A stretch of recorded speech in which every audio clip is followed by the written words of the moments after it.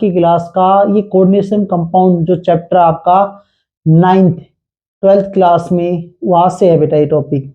और CBSE board exam से related भी बहुत ज्यादा इंपॉर्टेंट है। इससे रिलेटेड कई क्वेश्चन पूछे जाते हैं, जैसे आपको कोई कॉम्प्लेक्स दे दिया जाएगा या कोई कोऑर्डिनेशन कंपाउंड दे दिया जाएगा और आपसे ये पूछा जाएगा कि इसकी हाइब्रिडाइजेशन बताओ, इसकी ज्योमेट्री या स्ट्रक्चर बताओ, साथ में इसका मैग्नेटिक मोमेंट बताओ। और ये पूछेगा भाई ये हाई स्पिन कॉम्प्लेक्स है या लो स्पिन कॉम्प्लेक्स है या इनर फील्ड कॉम्प्लेक्स है या आउटर फील्ड कॉम्प्लेक्स है। इस टाइप के क्वेश्चन इस पूछे जाते हैं एग्जाम में, सीबीएसई बोर्ड एग्जाम में या अदर्स बोर्ड एग्जाम में, स्टेट बोर्ड एग्जाम होते हैं। तो इसी की थ्योरी से हम उनको सोल्व करते हैं, जो वीबीटी थ्योरी है इसी थ्योरी से हम उसको सोल्व करेंगे। तो पहले हम बात करते हैं वीबीटी थ्योरी होती क्या है, भाई इसको क्यों नाम पड़ा इस पे। देखो कोई भी एटम है जब वो बॉन्ड बनाता है दूसरे एटम से, तो जो बॉन्ड बनाने में जो इलेक्ट्रॉन पार्टिसिपेट करते हैं वो लास्ट सेल में जो ऑर्बिटल प्रेजेंट होते हैं वो इलेक्ट्रॉन इसमें पार्टिसिपेट करते हैं। याद रखना, जो लास्ट सेल में जो ऑर्बिटल प्रेजेंट होते हैं उन ऑर्बिटल में जो इलेक्ट्रॉन प्रेजेंट होते हैं वही बॉन्ड बनाने में क्या करते हैं, पार्टिसिपेट करते हैं। तो यहाँ पर हम थोड़ा सा रिवर्स में जाते हैं 11th क्लास में, chemical bonding and molecular structure. तो जो केमिकल बॉन्डिंग और मॉलिक्यूलर स्ट्रक्चर जो आपने पढ़ा था, तो वहां पे एक टॉपिक आता है वीबीटी थ्योरी भी, और उसमें पढ़ते हो हाइब्रिडाइजेशन ओवरलैपिंग के बेस पे, जिसमें आप पढ़ते हो सिग्मा पाई बॉन्ड पढ़ते हो। तो उसमें एक पॉइंट आपको बताया जाता है कि जब एटम है उनके लास्ट सेल के ऑर्बिटल जब ओवरलैपिंग करते हैं तो उनके बीच में क्या बनते हैं, बॉन्ड बनते हैं। तो उसी थ्योरी के ऊपर ये बेस है। बट याद वहां पे एक और पॉइंट बोला जाता है कि जो लास्ट सेल में जो ऑर्बिटल होते हैं, जो हाफ फील्ड होते हैं, जो कंप्लीटली फील्ड नहीं होते, वो बॉन्ड बनाने में पार्टिसिपेट करते हैं।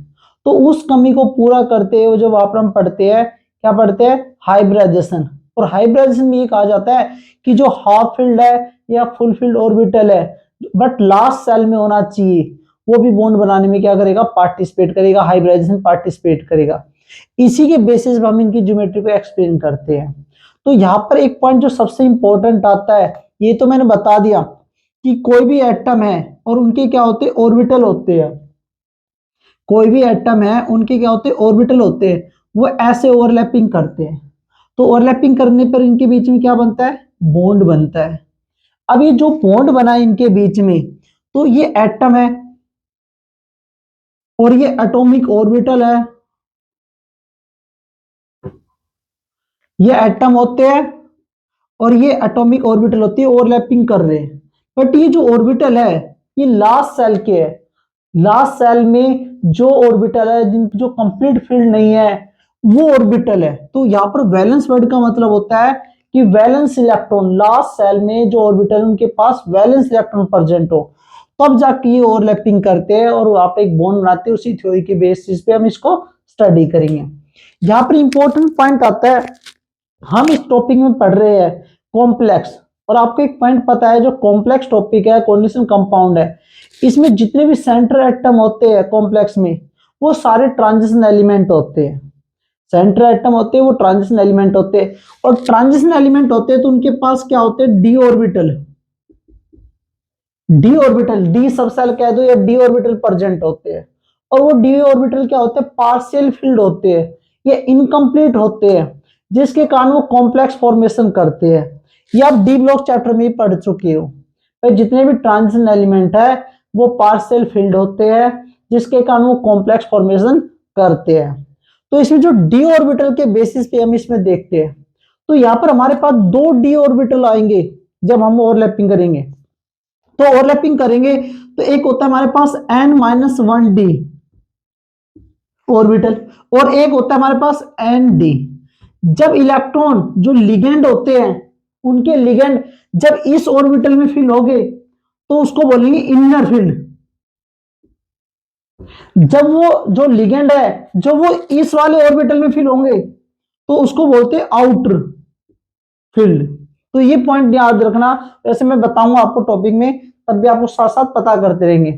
बट इस टॉपिक को करने के लिए हमें थोड़ा सा पीछे करना, याद रखना हाइब्रिडेशन टॉपिक, केमिकल बॉन्डिंग बहुत जरूर आना चाहिए, उससे हमारा ये टॉपिक थोड़ा सा इजी हो जाता है। तो मैं एक बार आपको हाइब्रिडाइजेशन के बारे में बता देता हूं।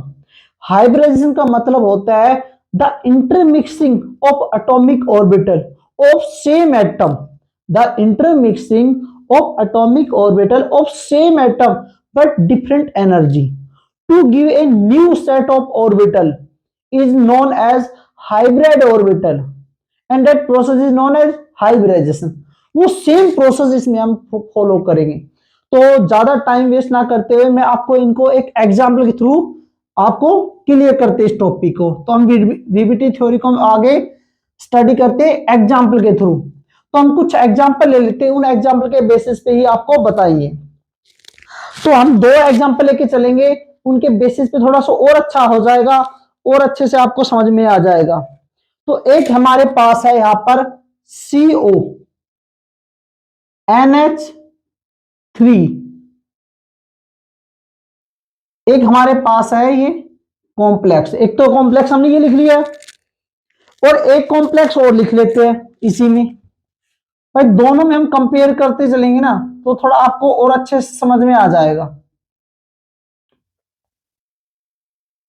देखो यहां पर दो कॉम्प्लेक्स लिख दिए, आपको ऐसे कॉम्प्लेक्स एग्जाम में लिखे हुए होंगे और उनके बेसिस पे आपको पूछा जाएगा। आपको तीन टॉपिक पूछे जाते हैं, एक तो हाइब्रिडाइजेशन, हाइब्रिडाइजेशन क्या होगी, दूसरा इसका मैग्नेटिक मूवमेंट, सब कुछ हम बताएंगे मैग्नेटिक मूवमेंट, पैरामैग्नेटिक है डायमैग्नेटिक है। फिर एक पूछा जाएगा इसमें ज्योमेट्री और एक पूछा जाएगा इनर फील्ड या आउटर, इस टाइप के क्वेश्चन पूछे जाएंगे। एक और इंपॉर्टेंट पॉइंट, अब आपको पता है जो कॉम्प्लेक्स है इसमें जो पहला प्रेजेंट होता है वही आपका क्या होता है, सेंटर एटम होता है।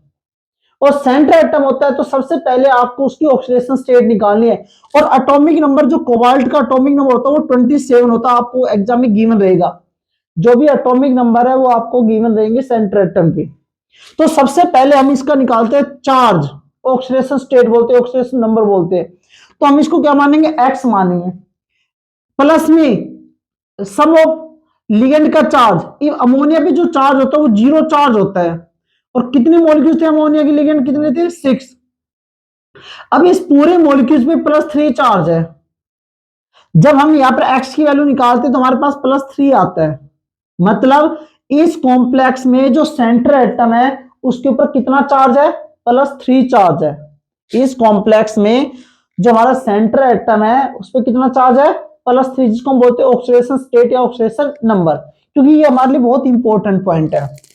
अब पॉइंट आता है हमारे पास नेक्स्ट, इसको देखो हमने ये बता दिया चार्ज कितना है, +3 है, थोड़ा इसलिए कर देते इरेज, थोड़ा सा इजी हो जाएगा और समझने में।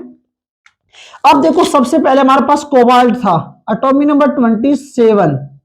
जब हम इसकी इलेक्ट्रॉनिक कॉन्फ़िगरेशन करते हैं तो देखो मैंने आपको बताया वीबीटी थ्योरी, वैलेंस बॉन्ड, जो लास्ट सेल वाले ऑर्बिटल ही पार्टिसिपेट करते हैं, इनर वाले कभी भी पार्टिसिपेट नहीं करेंगे हाइब्रिडेशन में।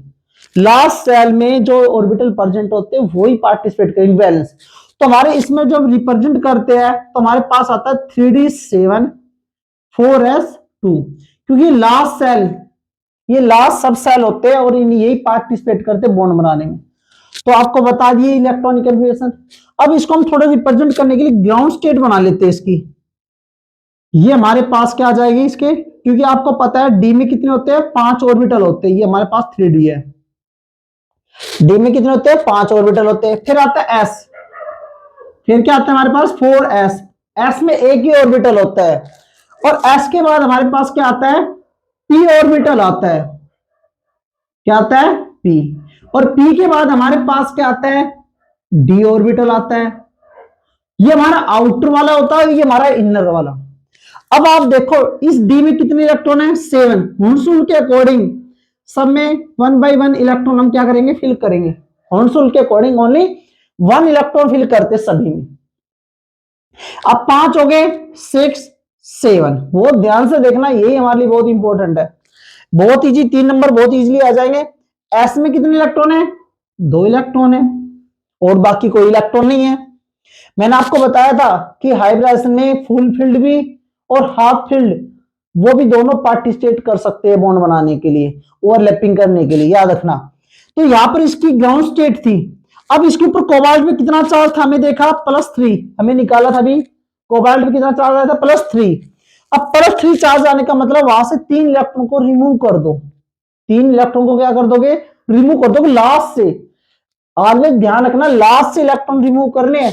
तो मैं एक बार फिर से इनको बना देता हूं, लास्ट से इलेक्ट्रॉन क्या करने हैं, रिमूव करने हैं। याद रखना इस चीज को भाई, कभी बीच में से इलेक्ट्रॉन कभी भी रिमूव नहीं होते, हरदम इलेक्ट्रॉन रिमूव होते हैं लास्ट से, कभी बीच में से इलेक्ट्रॉन नहीं निकल सकते। अब लास्ट में देखो, एक तो ये इलेक्ट्रॉन, 3 इलेक्ट्रॉन रिमूव करने में, +3 चार्ज, जितना चार्ज होता है प्लस उतने इलेक्ट्रॉन कम करने होते, नेगेटिव चार्ज हो तो वहां से उतने इलेक्ट्रॉन क्या करते हैं लास्ट में ऐड करने हैं। तो यहां से एक इलेक्ट्रॉन ये कम कर दिए, और सबसे पहले देखो ये दोनों इलेक्ट्रॉन तो हमने कम कर दिए। याद रखना जो सबसे इंपॉर्टेंट, जो बच्चे सबसे ज्यादा गलती करते हैं, सबसे पहले अगर कोई पेयरिंग है तो इलेक्ट्रॉन जो रिमूव करोगे पेयरिंग वाला इलेक्ट्रॉन रिमूव करोगे। कई बच्चे क्या करते हैं, इसको हटा देते हैं, जैसे हमने ये देखा ऐसे कर देंगे, मैं हमने 3 इलेक्ट्रॉन निकालने थे, 2 इसके निकाल, देखिए ये गलत मेथड है, ये गलत हो जाएगा आपका आंसर। सबसे पहले पेयरिंग वाला इलेक्ट्रॉन कम होता है, ऑलवेज याद रखना कौन सा इलेक्ट्रॉन कम होगा, पेयरिंग वाला इलेक्ट्रॉन ही रिमूव होता है। यहां तक हमारा हो गया। अब सबसे इंपॉर्टेंट पॉइंट, यहां पर हमें लिगेंड को देखना, लिगेंड कैसा है। जब आप सीएफटी थ्योरी में पढ़ते हो तो आप एक आता है स्पेक्ट्रोकेमिकल सीरीज, उस स्पेक्ट्रोकेमिकल सीरीज में एक सीरीज बना रखी है, जैसे CO, CN, NO2, अमोनिया। ये हमारे एक ऑर्डर होता है स्ट्रॉन्ग लिगेंड को रिप्रेजेंट करने के लिए, लिगेंड की पावर बताने के लिए, लिगेंड कैसा है। तो यहां पर एक ऑर्डर है, ये सबसे स्ट्रॉन्ग लिगेंड है, फिर ये, मतलब ये हमारे कुछ स्ट्रॉन्ग लिगेंड आते हैं, इसमें ईडीटीए भी होता है, ईडीटीए भी होता है। बट यहां पर हमने देखा अमोनिया तो स्ट्रॉन्ग लिगेंड है। जो स्ट्रॉन्ग लिगेंड होता है ना, वो ऑलवेज जो फिल होता है, वो फिल होता है N-1D इनर वाले में। जो स्ट्रॉन्ग लिगेंड होगा, अगर पॉसिबल है तो वो इनर फील्ड वाले डी ऑर्बिटल में पार्टिसिपेट करेगा या फिल होगा, वो अपने लोन पे इसी में देगा। अब यहां पर देखो स्ट्रॉन्ग फील है तो वो इनर वाले में फिल होगा, वो आउटर वाले में नहीं जाएगा। तो इस केस में इसका रोल खत्म हो जाता है। भाई आपको पता स्ट्रॉन्ग है, फील्ड है, ताकतवर है, ताकतवर तो अपने मन चाहे वहीं पर जाएगा। तो यहां पर क्या करोगे, वो इसको देखो 1 2 3 4 5, देखो सॉरी 1 2 3 4 5 6, क्योंकि हमारे पास कितने लिगेंड है, 6 लिगेंड है। कितने लिगेंड है, 6 लिगेंड है। तो हमें एक लिगेंड 2 इलेक्ट्रॉन डोनेट करता है, मतलब एक पेयर लोन इलेक्ट्रॉन डोनेट करेगा। जो एक लिगेंड होता है वो एक लोन पेयर डोनेट करता है, और एक लोन पेयर में कितने इलेक्ट्रॉन आते हैं, 2। और आपको पता है एक ऑर्बिटल में कितने इलेक्ट्रॉन आएंगे, मैक्सिमम 2 आ सकते हैं। तो हमें यहाँ पर 6 ऑर्बिटल एम्प्टी चाहिए हाइब्रिडाइजेशन करने के लिए और रैपिंग कराने के लिए, जो इसमें फिल हो उसके। तो ये क्या करता है, स्ट्रॉन्ग है, इन दोनों को क्या करा देगा, पेयरिंग करवा देगा। भाई चलो अंदर, आप अंदर चलो, इनको क्या करा देगा, पेयरिंग करवा देगा, और फिर खुद इनमें आ जाएगा। 6, तो यहां पर 6 लोग, इनको थोड़ा अलग से रिप्रेजेंट कर सकते हो, किसी से रिप्रेजेंट कर सकते हो। यहां पर भी NH3 आएगा, यहां पर भी NH3 आएगा, यहां पर भी NH3 आएगा, यहां पर भी NH3 आएगा, यहां पर भी NH3 आ जाएगा। तो हमने देखा डी में कितने फिल हुए हैं, 2। डी सब सेल के ऑर्बिटल कितने पार्टिसिपेट कर रहे हैं, 2।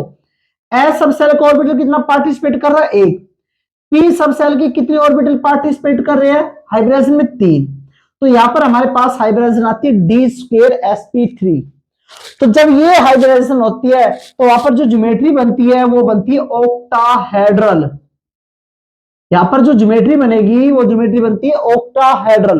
और सबसे इंपॉर्टेंट पॉइंट जो डी ऑर्बिटल है, जो डी ऑर्बिटल है, अगर इसमें डी ऑर्बिटल कोई भी इलेक्ट्रॉन अनपेयर्ड है तो पैरामैग्नेटिक।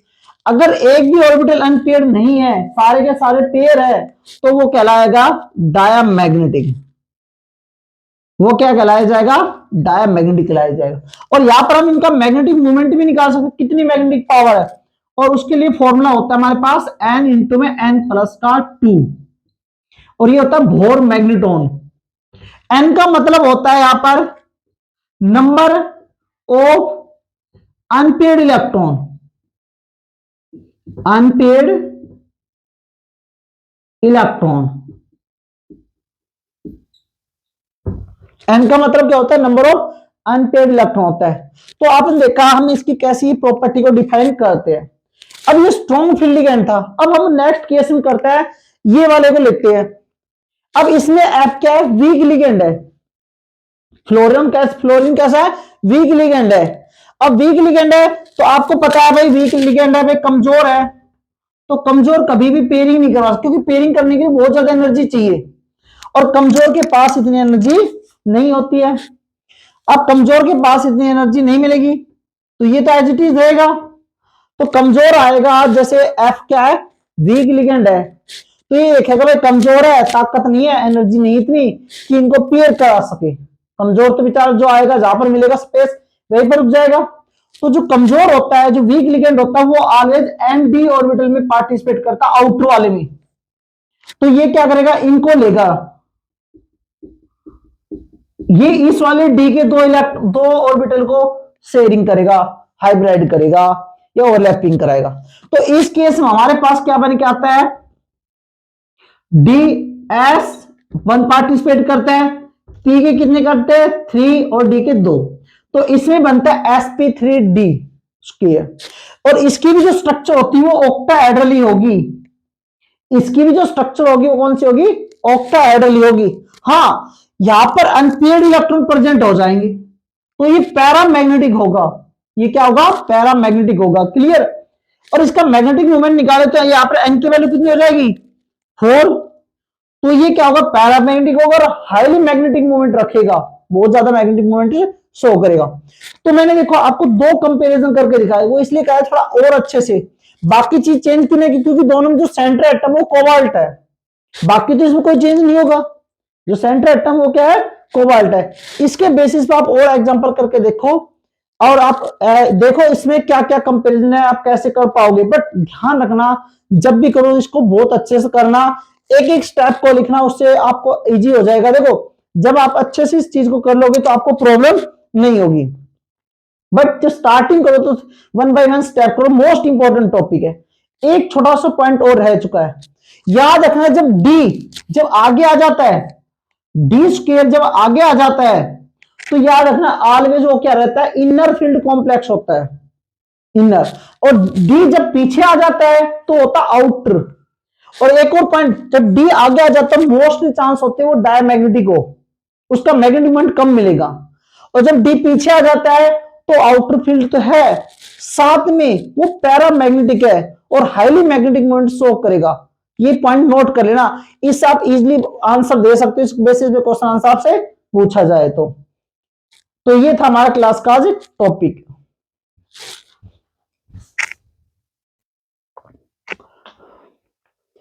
बीबीटी थ्योरी में हमने ऑक्टाहेड्रल कॉम्प्लेक्स के बारे में स्टडी कर लिया था। अब हम करते हैं स्क्वायर प्लेनर या टेट्राहेड्रल के लिए। तो ये भी बहुत इंपॉर्टेंट पॉइंट है, तो यहाँ पे मैं दोनों को एक एग्जांपल के थ्रू आपको समझाऊंगा। तो सबसे पहले मैंने आपको क्या बताया था, इनका क्या निकालनी है, ऑक्सीडेशन स्टेट। तो इसको हमने सेंटर एटम को क्या माना है, एक्स, उसके ऊपर कितना चार्ज है, एक्स मान के चले हम, इसके ऊपर कितना चार्ज है, एक्स। क्लोरीन पे हेलोजन पे कितना होता है, -1 चार्ज होता है, कितना टोटल 4। अब पूरे पे कितना चार्ज होता है, -2। अब आपको पता है जब हम इसको सोल्व करेंगे तो -4 इजिकल टू -2, तो x इजिकल टू कितना आ जाएगा, +2 चार्ज आ जाएगा। सेम टू सेम इस पे करेंगे, इसके ऊपर भी कितना x मानेंगे, प्लस में Cn पे -1 चार्ज होता है, 4 से मल्टीप्लाई करेंगे, ओवरऑल -2 चार्ज है, तो x -4 इजिकल टू -2, तो x की वैल्यू कितनी आ जाएगी, +2। तो दोनों पे +2 चार्ज आया है, दोनों पे कितना चार्ज आया है, +2 चार्ज आया है। तो हमने इनकी दोनों की ऑक्सीडेशन स्टेट निकाल लिया है, क्योंकि बहुत इंपॉर्टेंट इनका यूज होता है। अब दोनों की ऑक्सीडेशन स्टेट निकाल चुके हैं, अब हम 1 बाय 1 इसको स्टेप बाय सॉल्व करते हैं। आपको गिवन रहेगा निकल का एटॉमिक नंबर कितना रहेगा, 28। तो यहाँ पर जो निकल है इसका एटॉमिक नंबर होता है 28। आर्गन, और मैं आपको बता चुका हूं लास्ट सेल वाले ऑर्बिटल ही पार्टिसिपेट करते हैं, जो लास्ट सेल में वैलेंस ऑर्बिटल होते हैं, जिनमें वैलेंस इलेक्ट्रॉन प्रेजेंट होते हैं, वो इसमें क्या करते हैं, पार्टिसिपेट करते हैं। ये हमारे पास इलेक्ट्रॉनिक कन्फिग्रेशन होगी। हम इनकी ग्राउंड स्टेट को रिप्रेजेंट करते हैं। हमारे पास ग्राउंड स्टेट में कौन सा होता है, सबसे पहले डी, 3D 1 2 3 4 5, 5 ही होते हैं इसमें, क्योंकि डी सब सेल में कितने इलेक्ट्रॉन ऑर्बिटल होते हैं, 5 होते हैं। फिर आता है इसके बाद 4s, 4s के बाद कौन सा आता है, p सब सेल, और p सब सेल में कितने ऑर्बिटल होते हैं, 3। तो डी में कितने इलेक्ट्रॉन है, 1 2 3 4 5 6 7 8। एस में कितना है, 2 है। अब आपको पता है निकल में कितना चार्ज आ गया, +2 चार्ज है, तो लास्ट से 2 इलेक्ट्रॉन रिमूव कर दो। लास्ट सेल कौन सा है, 4s है, तो यहां से हम 2 इलेक्ट्रॉन को क्या कर देंगे, रिमूव कर देंगे। तो हमने यहां से 2 इलेक्ट्रॉन रिमूव कर दिए, बाकी एज इट इज था, बाकी कोई भी चेंज नहीं आएगा। अब हमारे पास यहां पर देखो कितने लिगेंड है, 4 लिगेंड है, तो 4 लोन पेयर डोनेट करेंगे एक एक करके, तो टोटल 4 लोन पेयर डोनेट करेंगे, तो हमारे पास 4 ही एम्प्टी ऑर्बिटल भी प्रेजेंट होनी चाहिए जो उनको एक्सेप्ट कर सके लोन पेयर को। तो यहां पर हमने देखा 1 2 3 4, तो ऐसे हमारे पास क्या हो गए, 4। तो एक एस में फिल हुआ है, 3 पी सब सेल में फिल हुए, तो sp3 हाइब्रिडाइजेशन। जहां पर sp3 हाइब्रिडाइजेशन होती है वहां पर ज्योमेट्री बनती है टेट्राहेड्रल, और ये हमारे पास क्या आएगा, पैरामैग्नेटिक, पैरामैग्नेटिक, क्योंकि इनके पास डी सब सेल में अनपेयर्ड इलेक्ट्रॉन है। अब यहां पर देखो पेयरिंग नहीं हुई, क्योंकि Cl है जो हैलोजन है वो वीक लिगेंड होता है, तो ये पेयरिंग नहीं करवा पाएगा, क्योंकि इसके पास इतनी ताकत इतनी एनर्जी नहीं है कि वो पेयरिंग करा सके। बट इस केस में देखो Cn एक तो हो गया। अब नेक्स्ट केस में क्या आएगा, Cn है हमारे पास। अब Cn कैसा है, स्ट्रॉन्ग लिगेंड है, मैं बता चुका हूं। Cn क्या है, स्ट्रॉन्ग लिगेंड होता है, और जब स्ट्रॉन्ग लिगेंड होता है तो आपको पता वो क्या करेगा, वो पेयरिंग करवाएगा। तो ये स्ट्रॉन्ग लिगेंड है, तो यहां से एक इलेक्ट्रॉन को अंदर की तरफ भेज देगा, क्योंकि इसको भी चार्ज चाहिए और ताकतवर है, तो वो इसको पेयरिंग करवाएगा। और एक और इंपॉर्टेंट पॉइंट, ये पेयरिंग तभी होगी जो पॉसिबल हो सके, अगर पॉसिबल नहीं है तो वहां पर पेयरिंग नहीं होगी। तो बाई चांस आप सोचो यहां पर पेयरिंग नहीं हो रही और आप जबरदस्ती पेयरिंग करवाओ। और एक और इंपॉर्टेंट पॉइंट, उतने ऑर्बिटल आपको एम्प्टी कराने जितने आपको रिक्वायरमेंट है। कभी आप सोचो आपको चाहिए तो एक और अब दो, एक से ज्यादा को ओवरलैपिंग करवा दो, ये भी गलत होता है, याद रखना।